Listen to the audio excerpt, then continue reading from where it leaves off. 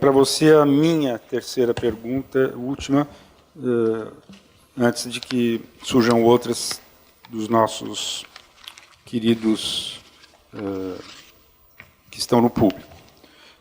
Você acompanhou bem a trajetória do PROCAM USP, o Programa de Ciência Ambiental, ao qual eu já me referi aqui, principalmente desde o período em que você assessorou a Pró-Reitoria de Pós-Graduação. Isso deve ter sido lá pelo final dos anos 90. Depois você até chegou a orientar uma tese de doutorado no programa. Foi uma só? Um mestrado também. E mais um mestrado. Então, eu queria que você fizesse, se possível, uma avaliação sobre esse desafio que é esse programa. Difícil, né? Sobretudo porque eu também estou distanciada do programa há muito tempo. Como o Zé falou, eu orientei um mestrado no começo dos anos 2000 e um doutorado, e há muito tempo eu não tenho contato com o programa, não sei como é que está o programa hoje. Mas quando... Você sabe que ele está bem avaliado. Ah, sim, é verdade. Está muito bem avaliado, é a avaliação 7 na CAPES. Felizmente, o programa, aliás, no tempo que eu comecei a me envolver com ele, que eu estava na Pró-Reitoria de Pós-Graduação, o grande problema era justamente que ele tinha uma avaliação baixa e não conseguia superar essa avaliação. Aí, na CAPES, houve uma mudança, né?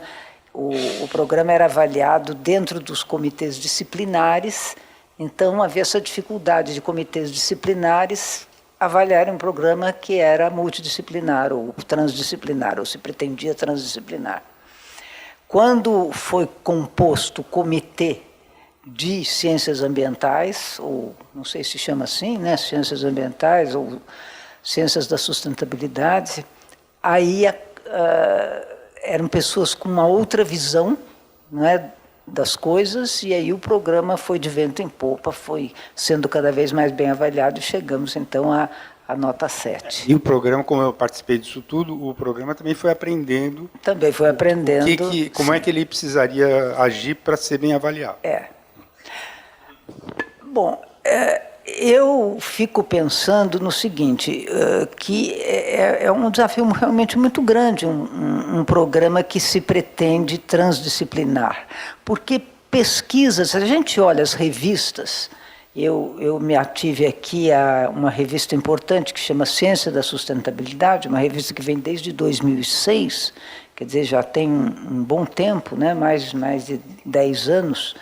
Essa revista faz uma avaliação, em 2012, da pesquisa transdisciplinar em sustentabilidade. Tem um artigo aqui muito bom que faz um resumo do que seria, né, quais seriam as condições de pesquisa transdisciplinar em sustentabilidade.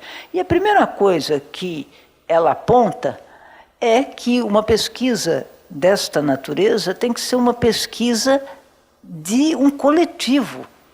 É muito difícil fazer uma pesquisa individual, como é o caso de um mestrado ou de um doutoramento, que tem esse caráter. O que justamente caracteriza a pesquisa transdisciplinar em sustentabilidade é ser uma pesquisa que vem de uma demanda social, reúne pessoas de diversas formações, mas não reúne só membros da academia, reúne também os outros stakeholders. E os resultados da pesquisa precisam ser devolvidos para a comunidade que gerou o problema que a pesquisa trata, a demanda que a pesquisa trata, né? Então, essas coisas dificilmente estão presentes, não é, nos projetos de pesquisa de um programa como esse. No início, hoje nós estávamos falando, né, Kate, antes de vir para cá, que o projeto inicial do programa do PROCAM era ter um projeto de pesquisa no Vale do Ribeira em que todo mundo participasse, né? Um pouco caminhando nessa linha. Isso não deu certo, não funcionou. Não, mas só para informação em geral do público, houve várias tentativas assim, que tinha que ter um programa coletivo, esbarrava numa série de dificuldades, mas acabou vingando. Hoje existe um programa sobre a água, no PROCAN que é de primeira linha, né, em qualquer comparação nacional e mesmo em comparações internacionais. E é desse tipo, equipes que todos têm como tema central água. Mas, por exemplo, pode ser água na região metropolitana, pode ser água no Vale do Ribeira, pode ser água... Mas tem um tema.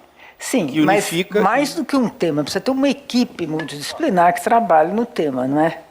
Para que realmente se caracterize como uma pesquisa transdisciplinar em sustentabilidade. Eu acho que nem isso, desculpe estar interferindo, mas acho que é bom para a gente... isso também não garante. O fato de que tem uma equipe... Não garante nada. Não garante, mas é condição. A grande dificuldade é o seguinte, como o Ricardo destacou no início, quando ele respondia a primeira pergunta. Normalmente o diálogo é fácil, de um lado entre o pessoal das ciências naturais e entre o pessoal das ciências humanas. É muito complexo, é difícil. Demanda muito tempo que realmente o diálogo flua entre esses dois campos dentro de uma equipe que se propõe a estudar água. Por exemplo. Claro. É esse realmente o desafio, né, das pesquisas em sustentabilidade.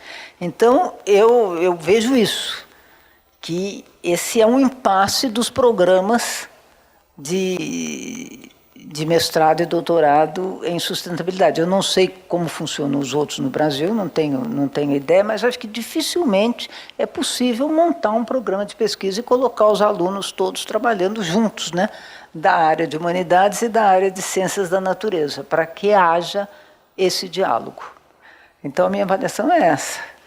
Ao mesmo tempo, é preciso dizer que a demanda, em geral, o pessoal que procura um programa desse tipo, são pessoas que tiveram uma formação na graduação de um determinado tipo e que estão muito afim de investir no outro. É complexo. Então, por exemplo, a última tese que eu orientei era de uma bióloga que sempre estudou oceanos, mas fez uma tese de ciência política. Eu nem diria que é transdisciplinar. Ela fez uma tese de ciência política. Tá? Só que o objeto era os oceanos, que era o assunto que ela conhecia, dominava, etc. Encontrou uma maneira de fazer. Então, houve transdisciplinaridade entre ciência política e oceanografia? Houve. Mas aí, só isso. É uma transdisciplinaridade de duas disciplinas. É limitado.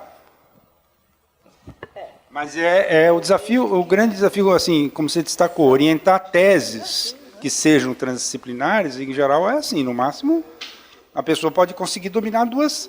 Ela domina uma porque ela fez a graduação e depois ela faz uma pós-graduação em outra. Mas você querer que alguém tenha 3, 4, é difícil. Né? É difícil.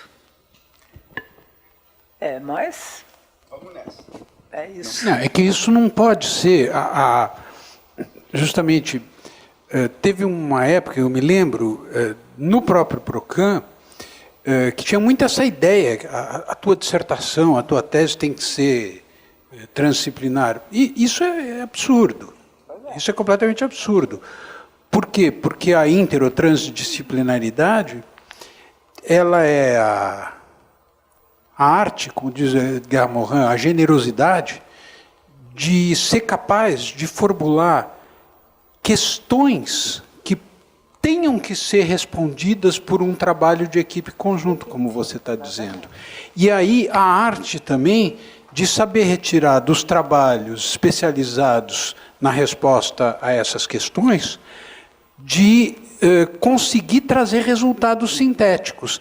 De certa forma, as consultorias e os relatórios internacionais, eles são talvez mais eficientes nisso do que nós no trabalho universitário, porque nosso compromisso no trabalho universitário é muito mais com o resultado disciplinar do que com o resultado prático. Quando se forma uma equipe como essa da água, aí, muito provavelmente, a equipe que é dirigida pelo nosso colega Pedro Jacob tem que emitir pareceres com relação a certos problemas práticos, e aí a coisa se torna ainda mais interessante, claro.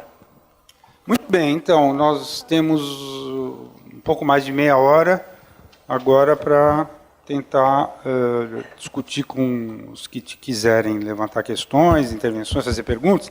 Eu, estranhamente, não recebi absolutamente nada do pessoal que está online. É a primeira vez que isso acontece. Então, eu estou até desconfiado do esquema aqui. Mudou o sistema, não veio mais com bilhete. Tiraram o papel e não funcionou. O Edgar vai falar, o senhor? José Carvalheiro, Medicina Ribeirão Preto. Medicina Ribeirão Preto, José Carvalheiro. Inovação aqui do IEA. Certo. E também aqui do IEA. O Edgar desses Cavalos de qual eu já falei, e você do oceanográfico, né? E depois... Tá.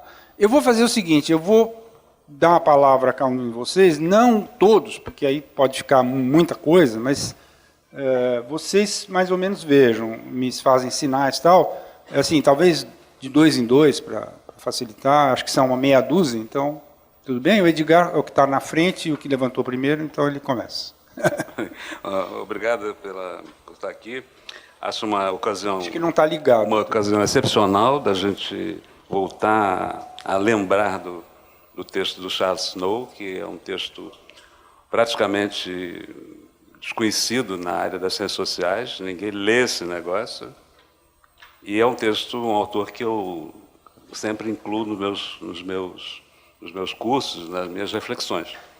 Então, se você pega o espectro 59 até hoje, você citou o manifesto, tem tanto manifesto, já teve teoria das 2 culturas, já teve teoria das 3 culturas, o Popper inventou a história dos 3 mundos, então tem o que tem de teorizações a respeito disso.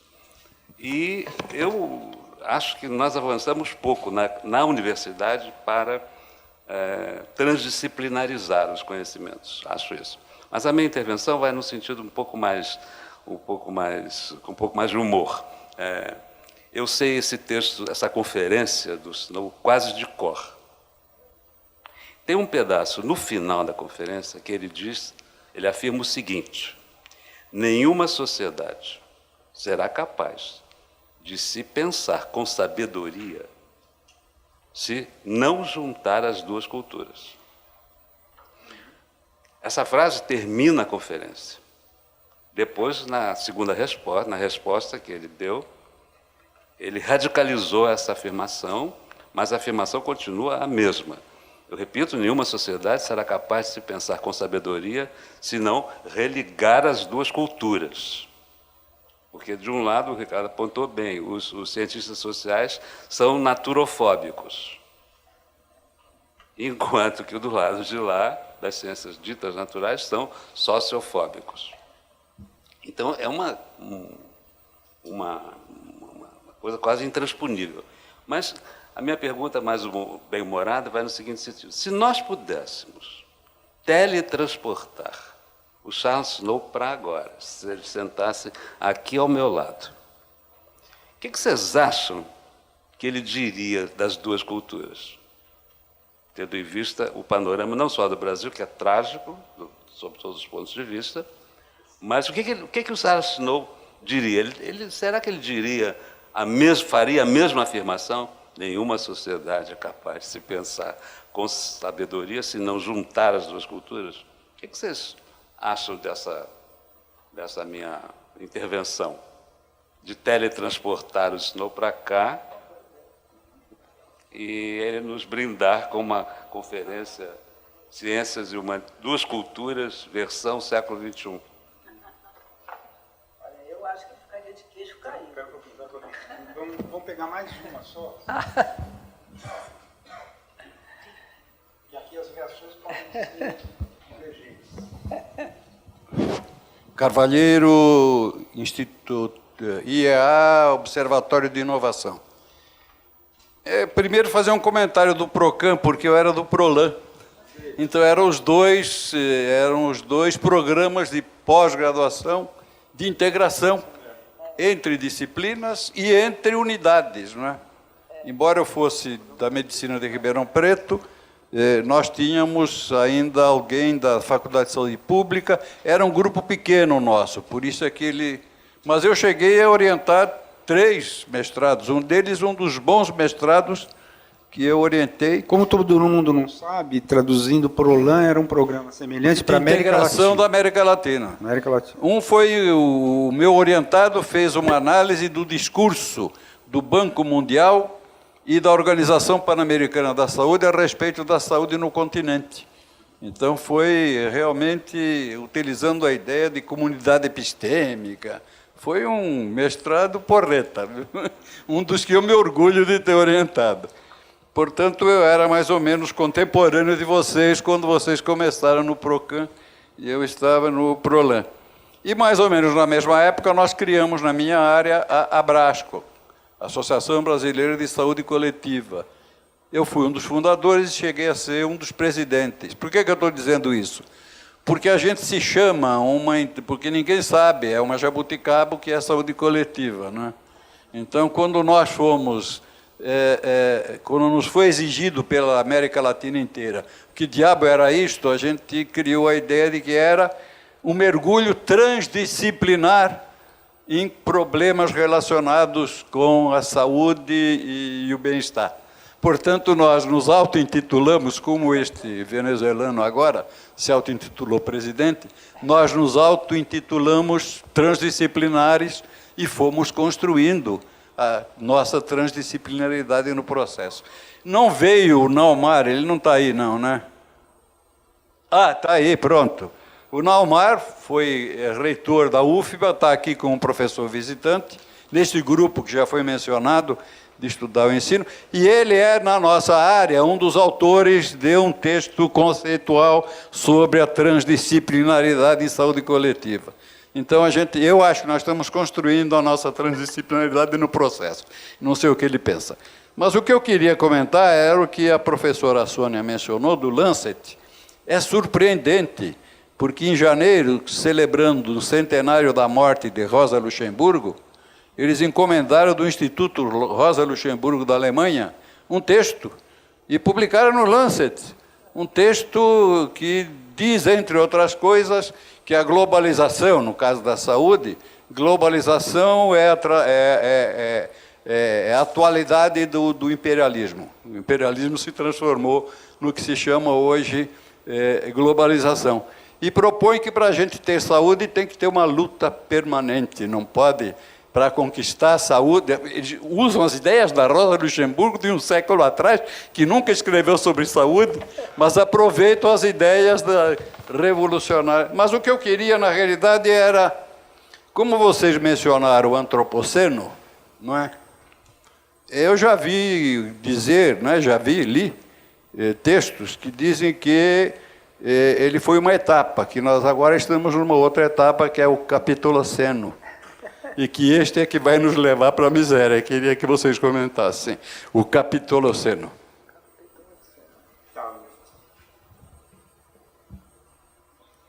Bom, eu acho que com essas duas intervenções já surgiram um número de perguntas grande que dificilmente nós conseguiríamos dar conta. Eu me pergunto como eu faço na ordem aí. Vocês querem que eu comece? Eu acho que podia pegar mais perguntas. É? A Sônia já estava quase respondendo a primeira? Tudo bem. Começa, Sônia, então, você. Você já estava respondendo a primeira, então? Ah, bom. Uma observação que eu ia fazer, eu acho que se o Snow estivesse aqui, ele ficaria de queixo caído, porque nesses 60 anos nós andamos um bom pedaço. Por outro lado, eu acho que essa última observação que você mencionou do livro continua mais válida do que nunca, em vista da intervenção do Ricardo, né? Essa última observação acho que também continua válida. Bom, sobre o capitaloceno e o antropoceno, realmente existe uma quantidade enorme de propostas para designar o tempo que nós estamos vivendo, né? E capitaloceno é uma delas, mas capitaloceno é uma coisa muito informal, enquanto que antropoceno é uma época do tempo geológico, está sendo proposto como uma época do tempo geológico e deve ser aprovado formalmente. Quer dizer, deve fazer parte da escala do tempo geológico, se for aprovado agora no próximo Congresso Internacional de Geologia. E essas outras coisas, como capitaloceno, e tem outras, né? Tem outras coisas meio pitorescas desse tipo, são comentários críticos, né? A época em que vivemos, mais do que propriamente uma proposta de denominação de uma nova época, na minha opinião. Eu tenho muita coisa para dizer a respeito dessas duas. Você prefere, então, se reservar? Bom, eu não consigo imaginar muito o Snow aqui tipo um holograma dele, porque eu não consegui até agora, embora eu já tenha lido bastante as várias publicações, eu acho que essa última publicação em inglês que eu citei, na verdade, a introdução do Stefan Kalinin, uma coisa assim, é até mais importante que o texto histórico que a gente tanto celebra e tal. Mas, enfim, por exemplo, por que eu acho que seria difícil? Ele mesmo ficaria meio embaraçado de te responder. Porque tem uma ênfase muito grande nele, quando ele fala duas culturas, ele estava se referindo principalmente aos literatos que ele encontrava, principalmente à noite nos cafés, porque ele era um ficcionista de renome, e, portanto, frequentava esse pessoal, e via neles uma atitude anticientífica. E, ao mesmo tempo, ele passava o dia inteiro no laboratório, percebendo que os cientistas, em geral, eram pessoas completamente bitoladas. Se você puser um cientista num laboratório para ele passar lá 8 horas por dia, e se por acaso ele não tiver algum outro interesse, desculpe, mas ele vira um robô, né? E ele via isso também. Então, tem muitas passagens da conferência dele em que está muito mais em jogo quase que uma relação entre arte e conhecimento científico, e não isso que a gente enfatizou aqui, que é entre a parte do que está nas humanidades, que foi se transformando em ciência, em princípio. Eu tenho dúvidas. Eu prefiro continuar falando humanidades sem discutir se são ciências ou não. Mas, em princípio, alguém hoje querer discutir se ciência política, economia, sociologia, etc., não são ciências, acho uma coisa ficaria meio estranho. Essas ciências se firmaram nas últimas décadas. Tá certo? Então, ele teria um grande choque, em primeiro lugar, em relação a isso. Talvez não em relação à questão artes, em geral, e conhecimento científico. Eu não sei, porque eu nem vejo como é que isso poderia ser aplicado.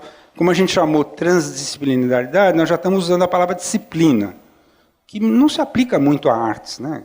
Um artista com disciplina é uma coisa meio esquisita, né? Então, eu te diria isso, eu te diria o seguinte, que completando um pouco, eventualmente, a visão que a Sônia passou, mas de qualquer jeito você vai dar a sua em seguida, né? Porque a provocação exige que você dê a sua impressão do que o Snow diria aqui. Agora, a pergunta que você fez, desculpe, Carvalheiro, me levaria muito longe, porque é o seguinte, eu conheço a literatura sobre o capitaloceno, e eu não a trataria como uma coisa menor. Eu acho que é um debate importante entre um certo grupo de cientistas das áreas de humanas, que não gostam dessa coisa, desse cientificismo que tem na ideia de antropoceno, que é geológico, não sei o quê. Aliás, não é só nas ciências humanas, hein? Eu já vi biólogos que torceram o nariz. Uma vez eu estava numa reunião em que estavam discutindo, aqui como é que vai chamar? Sustentabilidade? Não, desenvolvimento sustentável? Não sei o que, estava uma coisa assim, para escolher qual ia ser a etiqueta. E aí alguém falou assim, por que não antropoceno, que é mais recente, está mais na moda? Tá certo? Aí o biólogo virou e falou assim, não, isso é geologia. Como se dizendo, para mim, esse negócio de antropoceno não tem nada a ver. E a gente conhece na literatura científica sobre o antropoceno, que eu examinei no meu livro, uma série de contribuições que vão discutir se a ideia é essa, então é desde que surgiu a agricultura, o outro, a rigor, eu não vi nenhum dizer isso, mas a rigor, se a ideia fosse assim, desde quando a espécie humana interfere seriamente nos ecossistemas, é desde que ela descobriu o fogo. E deve ter sido um desastre muito grande, um período muito longo que a gente desconhece, em que o fogo não era controlado. Você descobriu o fogo, mas não sabia controlá-lo. Eu nem sei quais foram os efeitos ambientais disso, porque a gente não tem noção desse período todo, foram milênios, né? Aí a gente conhece um pouco quando é que o fogo começa a ser dominado, que tipo de efeito, e assim mesmo tinha muitos efeitos deletérios. Então, se por acaso a ideia fosse, assim, impactos ecossistêmicos, então o antropoceno é muito mais antigo, né? Aí fica até engraçado ver o Harari que fala que são 70 mil anos. 70 mil anos é muito pouco. Não é isso. A discussão sobre o antropoceno é saber o seguinte: quando é que esse impacto das atividades humanas começou a afetar o que a gente chama de sistema Terra? Não é ecossistema aqui e ali, não é? E assim, eu acho que até o começo do século XX, particularmente até o domínio, vamos dizer, o conhecimento a invenção da amônia, vamos dizer assim, a agricultura, que era o principal setor de impacto no ambiente, fazia cócegas nos ecossistemas. Nem isso. Então, é uma coisa muito recente. E daí essa confluência, quando o Crutzen criou a ideia de antropoceno, lançou a ideia de antropoceno, imediatamente ele pensava que a datação seria a Revolução Industrial. E depois houve uma grande evolução para se chegar à conclusão que, na verdade, é meados do século XX e está muito mais relacionado à questão da radioatividade, assim por diante. Bom, ponto. Eu acho que a turma do Capitaloceno rejeita essa ideia que eles consideram tecnicistas, tecnocráticas, cientificistas, e que eles são, normalmente, partidários da ideia de que o vilão é o capitalismo. Então, por que eles se contrapõem à ideia? Porque é o seguinte, quando eu digo antropoceno, eu estou dizendo que o problema é a humanidade. E eles podem muito bem me dizer o seguinte: espera um pouquinho, humanidade, meu cara pálida, a humanidade é muito desigual. Quem é que de fato causa? É o capitalismo. Então, aí, vamos dizer, é simpática essa ideia, eu sou simpático. Só que, aí a gente precisa entender o que é capitalismo. E não tem uma definição de capitalismo, desculpem. Tá certo? Eu citaria aqui pelo menos 3 que me vêm imediatamente à mente, assim, de historiadores. O capitalismo para o Brodel começou na Renascença. O capitalismo para o Marx começou quando se separou a força de trabalho dos dominantes dos meios de produção, portanto, alguma coisa mais ou menos contemporânea à Revolução Industrial. Antes disso, não havia capitalismo para o Marx, tá certo? Aliás, aqui entre nós, o Marx raramente usava a expressão capitalismo. Tá certo? Ele usou muito a ideia de domínio do capital, que não é a mesma coisa que capitalismo, que tem uma outra origem, etc. Bom, então já citei 2 que são bem incompatíveis do ponto de vista histórico, né? Entre o Renascimento e a Revolução Industrial. Mas se você pegar o Schumpeter tem uma visão do capitalismo que é uma coisa que só começou com a fusão da ciência e da tecnologia, quando os laboratórios começaram a comandar a inovação, uma coisa muito mais recente. Então, quando essa turma fala que a gente deveria definir a nossa época como capitaloceno, eles, na verdade, caso a gente admitisse essa ideia, para dizer, tudo bem, não é antropoceno porque não é toda a humanidade que está na berlinda. Mas quem a gente vai colocar na berlinda seria o quê? Seria toda a civilização desde o Renascimento? Seria toda a civilização desde a Revolução Industrial? Ou seria toda a civilização desde o século XIX, quando houve a primeira revolução tecnológica, digamos assim? E percorrendo essa literatura, eu não noto, estou falando isso até porque é bem provável que eu venha a escrever ainda sobre isso, mas, eu não noto rigor suficiente para que eu os leve a sério nesse sentido. Assim, comparado com o rigor que exige, por exemplo, o relatório do grupo de trabalho que vai ser apresentado ao próximo Congresso de Geociências, para convencer a comunidade dos geocientistas de que começou o antropoceno e quando começou, o que você tem que ralar para fazer uma coisa convincente, sólida, que seja aceita pelos pares, etc., é completamente diferente você publicar um artiguinho com uma retórica muito interessante e que fica dizendo não tem antropoceno que tenha capitaloceno. Eu estou exagerando um pouco na resposta, com a esperança que meus alunos ouçam isso. Bom, mas aí tem uma coisa que mais me espantou ainda, que eu não sabia que o Lancet, ou a Lancet, não sei como vocês falam, a revista Lancet, teria acolhido um texto do Instituto Rosa Luxemburgo que acusa o imperialismo. Eu conheço o editor, o Horton, estive com ele num comitê em Genebra. Ele é progressista. Não, deve ser muito progressista. Porque...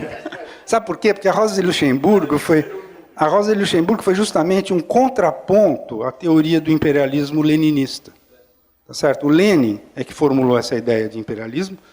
Usava-se a ideia de imperialismo à torta e à direito, do mesmo jeito que se usa capitalismo à torta e à direito, sem nenhum rigor.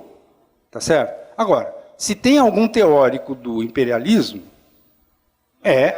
não, era o Lenin que escreveu um livro que se chama Imperialismo, a nova etapa... Como é que é, cara? Você lembra? Etapa suprema do capitalismo. E a Rosa de Luxemburgo tinha uma tese que, ao contrário, que o capitalismo não tinha ainda chegado no que depois a gente chamou de terceiro mundo. E que, portanto, estava muito longe de etapa suprema e não sei o que tal. Então é tão contraditório, isso é tão inverossímil, que eu realmente fiquei surpreso de saber que... Quer dizer, o meu respeito pela Lancet caiu muitos pontos quando eu não sabia que eles tinham publicado um treco desse. E o que me faz lembrar também de uma outra coisa importante em relação à reação do Snow. Porque uma das tônicas do Snow no texto é dizer o seguinte: o que vai salvar é a ciência. E é uma coisa incrível que metade do mundo não tem ciência. Ele tem uma tremenda preocupação com a pobreza, o texto todo é uma tremenda preocupação com a pobreza, que a pobreza só pode ser vencida com a ciência e que o resto do mundo não tem ciência. Então, hoje ele levaria um tremendo de um susto, porque se tem alguma coisa que não tem faltado no resto do mundo, talvez com exceção de algumas regiões da África, foi justamente a penetração da atividade científica nisso que, no tempo, em 59, era metade do mundo, sem ciência. Você vê, é mais um elemento para dizer o seguinte, que ele teria que dar uma tremenda de uma reciclada para pegar o debate nos termos em que ele é colocado hoje. Vamos ouvir mais dois? Zé, que tal responder o Edgar? Não, você tinha declinado, por isso que eu estou não tinha declinado. Você pediu para falar, eu disse, fala você. Não, você a resposta é a seguinte. Eu acho que depende do guia turístico que fosse orientar a presença do Snow. Se o guia turístico do Snow apresentasse para ele o vídeo do Attenborough sobre eventos climáticos extremos, que está na internet, vocês viram, né? Ele é meio longo, acho que são 50 minutos, né? Mas é espetacular, é um negócio assim. Aí lá... Você sai dessa visão do vídeo profundamente chocado e convencido da nossa incapacidade de pensar conjuntamente as duas culturas, né? Agora, eu concordo com a Sônia, eu acho que os progressos que estão sendo feitos nessa direção são muito grandes. Talvez a obra mais importante, eu não consigo dizer mais impactante, mas eu acho que mais importante, preconizando que nós avancemos mais do que nós já estamos avançados, é a obra do Edward Wilson. O Edward Wilson, nos últimos 4 ou 5 anos, publicou, do alto dos seus 89 anos, ele publicou, mais antes disso, ele publicou em 2006 um livro chamado A Criação. A Criação é uma carta a um pastor, em que ele diz: pastor, nossas explicações a respeito da origem da vida e das causas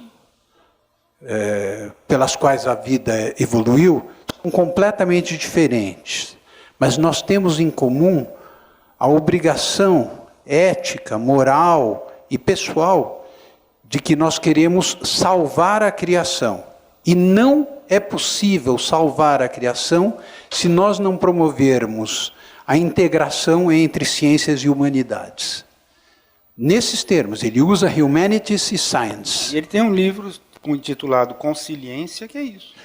A consciência é isso. Depois ele publicou O Sentido da Existência Humana, que é um livro extraordinário, porque ele vai discutir a própria noção de sentido, que para o cientista o sentido tem uma conotação explicativa, ou seja, o sentido da existência humana é quais foram os fatores materiais que determinaram a emergência da espécie humana.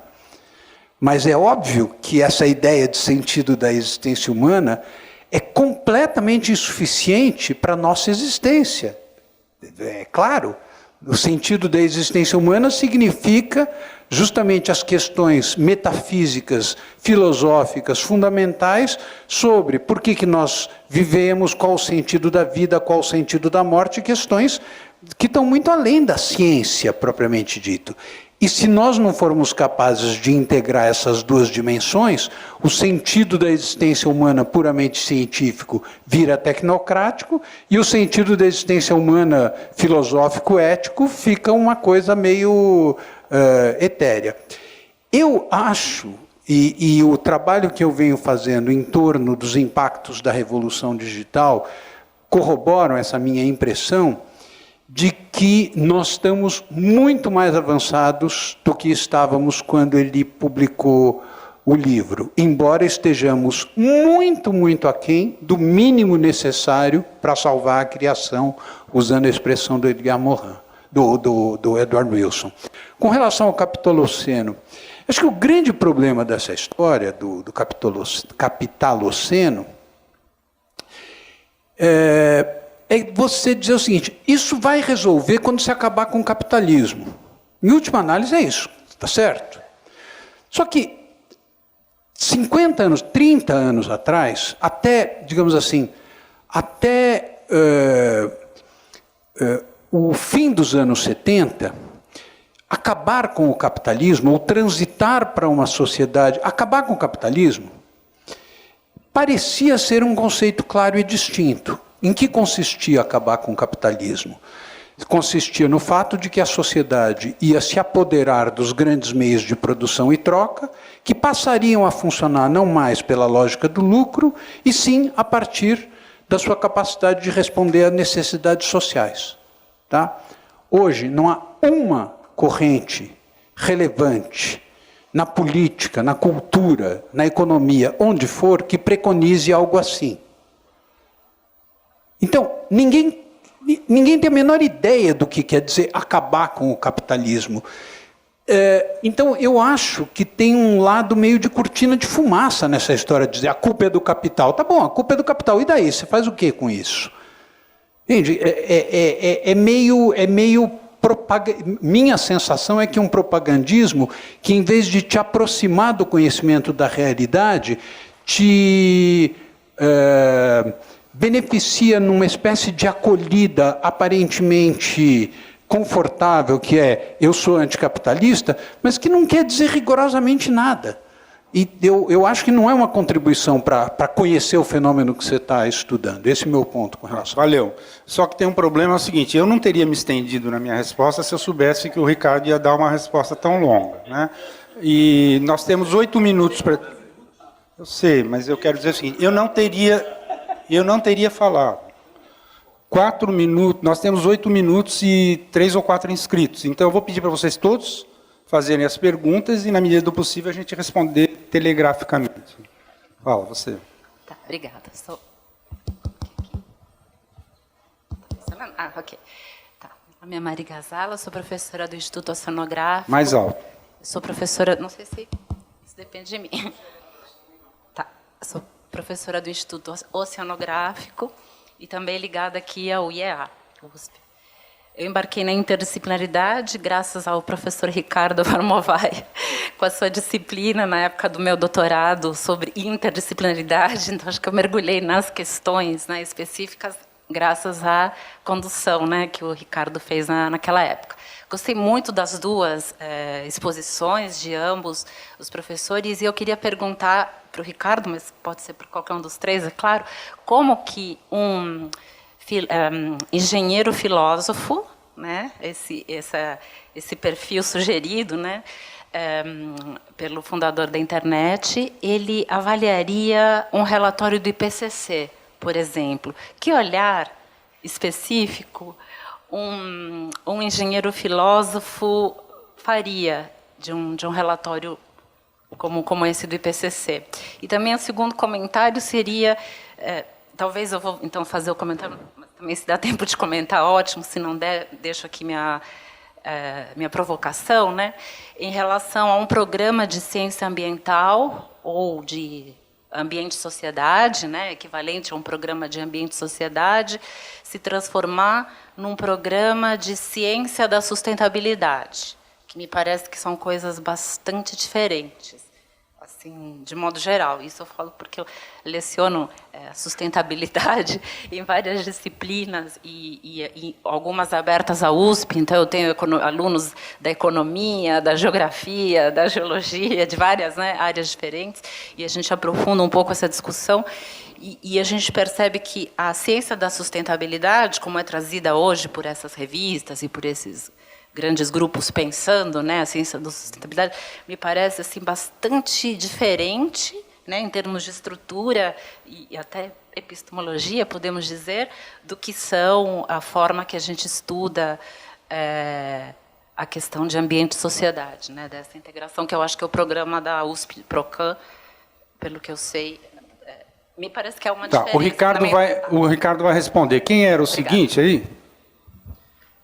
Guilherme Rosso, eu sou pesquisador do Núcleo de Política e Gestão Tecnológica com o professor Ari Plonsky e também da Emerge, que é uma ONG que apoia cientistas e empreendedores. A minha pergunta é sobre interdisciplinaridade na graduação. Eu sou egresso do Bacharelado Interdisciplinar em Ciência e Tecnologia pela Federal do Rio Grande do Norte, que teve as bases na UFBC, na UFBA, com Reúne e tudo mais.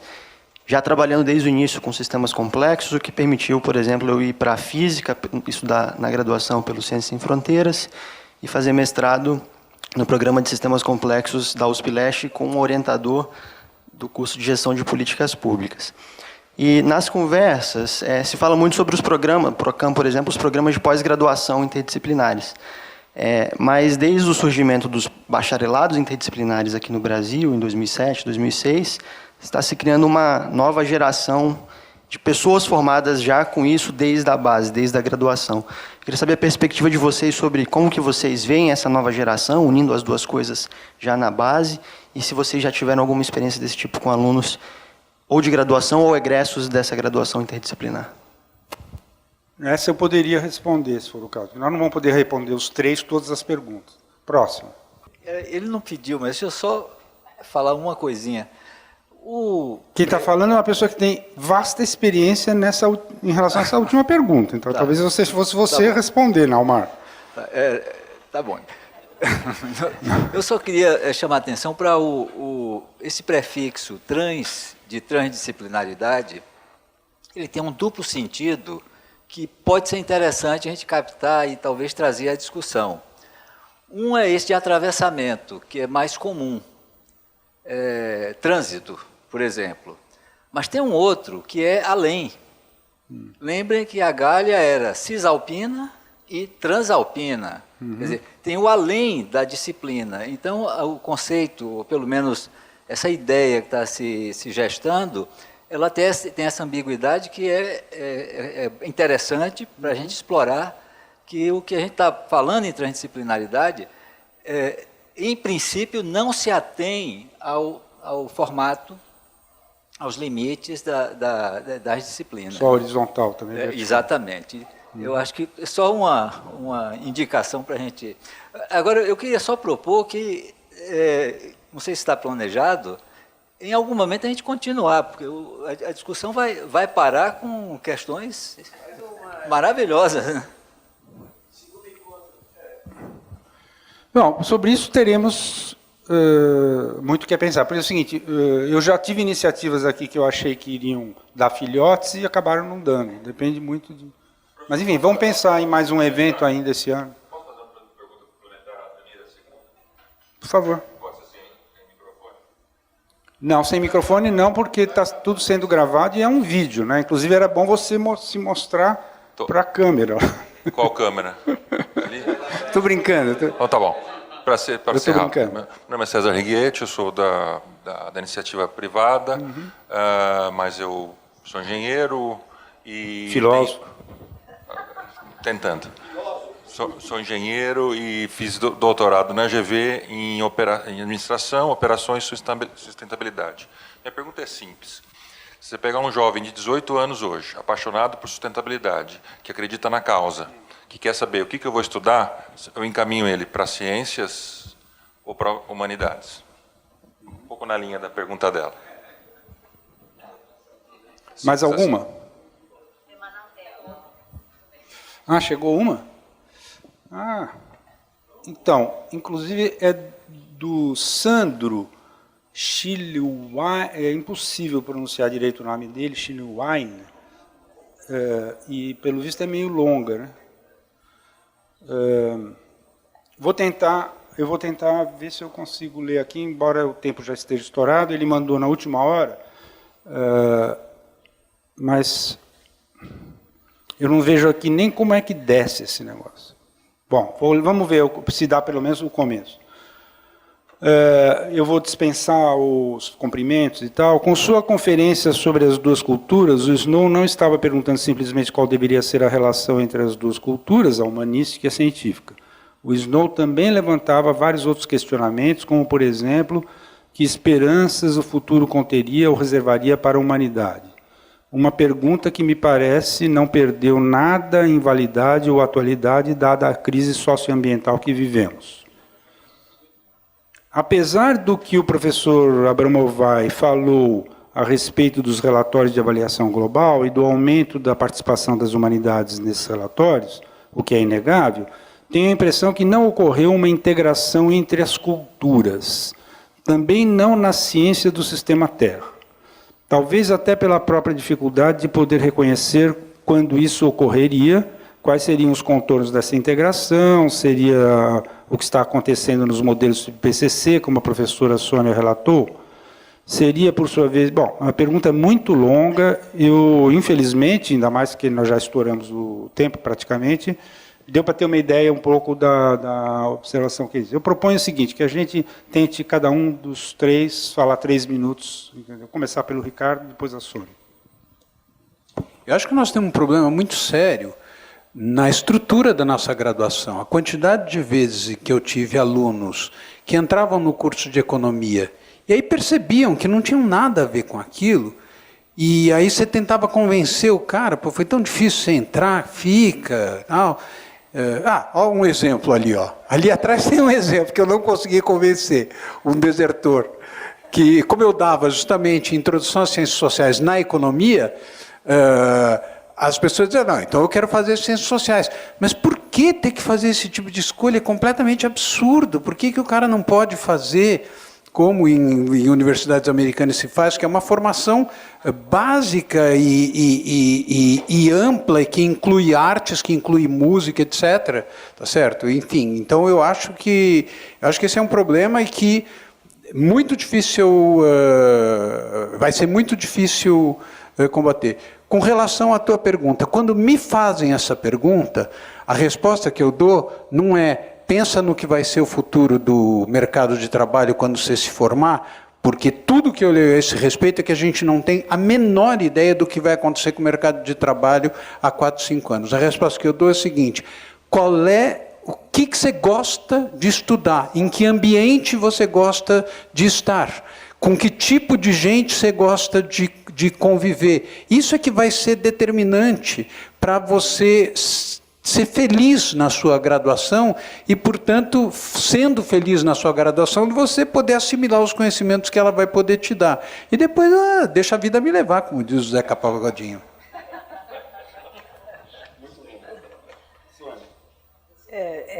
Aqui na USP já houve algumas tentativas, né, de introduzir uma certa interdisciplinaridade na graduação, fracassadas. Nas humanidades havia um lindíssimo projeto da autoria do professor Renato Giannini de fazer vejam, só na área de humanidades, mas de fazer uma graduação mais interdisciplinar. Até isso fracassou. Na área de ciências também houve algumas iniciativas que não chegaram tão longe quanto as das áreas de humanidades. E isso fracassou. Eu acho que realmente isso aí é um ponto, é um calcanhar de Aquiles na nossa educação. Aliás, os textos que eu tenho lido na revista Ciência da Sustentabilidade, todos eles, sem exceção, falam nisso. É necessário mudar a estrutura das disciplinas acadêmicas, a estrutura da própria academia para a formação de gente na área de sustentabilidade. Então, eu acho que eu tenho um comentário um pouco diferente em relação a isso. E só queria começar dizendo o seguinte: muita gente que começou a pensar nessas coisas, porque, veja bem, uma coisa é a gente discutir aqui o que estava proposto, transdisciplinaridade, ciência, humanidade. Outra é quando a gente começa a discutir educação. Tá? Eu comecei dizendo, um projeto belíssimo como o do Edgar Morin chega a virar best-seller mundial por causa da Unesco e não é aplicado em lugar nenhum, que eu saiba. Parece que teve uma universidade mexicana bem periférica que tentou, mas a gente tem pouca notícia do que aconteceu por lá. Né? Eu vi um vídeo uma vez. Bom, então já seria meio que suficiente para dizer, tem algum problema aí. E aqui no Brasil nós temos várias experiências. Nós estamos com talvez a testemunha mais importante do Brasil, seja o Naumar, né, que fez isso não só na UFBA, como na Bahia, no sul da Bahia depois, mas tivemos juntos, por exemplo, numa avaliação do FABC, que de certa forma flertou com essa ideia. E eu não saberia, então, em resposta a você, Russo, que fez a pergunta bem assim, e aí, o que já dá para fazer de balanço sobre esses casos? Porque você citou que você mesmo é um caso que, de uma forma ou de outra, teve uma formação interdisciplinar, né, ou transdisciplinar, vamos dizer assim. Eu confesso para vocês que eu não tenho os dados. Eu adoraria participar de algum tipo de avaliação sobre essas experiências que foram tentadas. Eu citei só algumas, eu acho que tem muitas outras, no Brasil mesmo. Eu gostaria, mas eu queria chamar a atenção para vocês por um aspecto que sempre me preocupa, e aí eu vou falar do lado das ciências. Eu acho que provavelmente no campo artístico é completamente diferente, não se aplica o que eu vou dizer. Mas no campo da ciência, é que, assim, por mais que a gente fale de duas culturas, de transdisciplinaridade, etc., o fato é que a ciência avança pela redução. Todas as grandes descobertas foram reducionistas. Exigiram uma abordagem reducionista. Quer dizer, o problema é que esse reducionismo tinha que ser compensado com uma transdisciplinaridade que está muito aquém do que ela deveria ser, mas não pensar que uma coisa substituiria a outra. Quer dizer, que então, agora seremos todos transdisciplinares, vamos formar a garotada desde o ensino médio na transdisciplinaridade, aí ia ser um desastre total. Tá certo? Não, ao contrário. O que se consegue de bons resultados transdisciplinares é quando você está com os melhores quadros das suas respectivas áreas e que aprendem, numa equipe, a dialogar com os outros. Quer dizer, é difícil, porque as linguagens são diferentes. Então, agora, só queria afastar um pouco essa ideia de que, assim, seria correto lutar para que agora o esquema da universidade fosse todo interdisciplinar, transdisciplinar. Eu acho isso, em princípio, até onde eu pude observar, eu acho que isso seria um desastre. É a minha impressão, eu não sei se isso satisfaz ou não como resposta à pergunta do Rosso, né? Mas é isso, e eu pergunto só ao Edgar se ele quer dizer o que ele acha que o Snow diria para fechar. Seria um ótimo fecho, ainda mais se você puder usar o seu bom humor outra vez. Fiz a pergunta para você. Bom, então, ficamos sem o fecho do Edgar e agradeço a todos e peço desculpas por a gente ter ultrapassado aí em 5 minutos, mais ou menos, o nosso horário habitual. Até a próxima. Espero que tenha.